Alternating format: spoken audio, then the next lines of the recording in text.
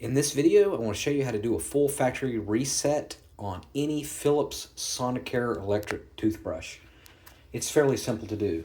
Of course, some of them have the smartphone app where you can do it by Bluetooth. You can do it that way. However, I want to show you on this one how to do it manually by soft reset and then a hard reset.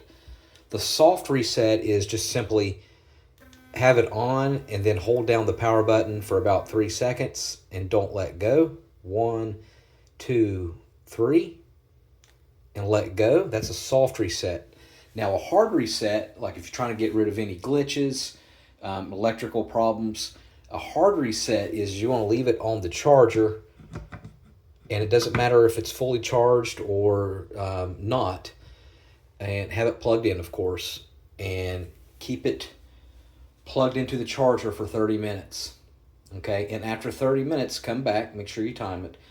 Come back, and while it's on the base, charging base, hold down the power cord. And again, it doesn't matter what model Philips Sonicare that you have, it works with every one of them.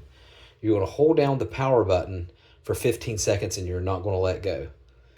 1, 2, 3, 4, 5, 6, 7, 8, 9, 10, 11, 12, 13, 14, 15. Then you want to let go, take it off the base, and turn it on, and it should be fully reset with a hard reset. All right, let me know in the comment section what model Philips Sonicare do you have? Do you have one of the Expert Cares? Which one do you have? There's several different models. All right, thanks for watching, and make sure you subscribe.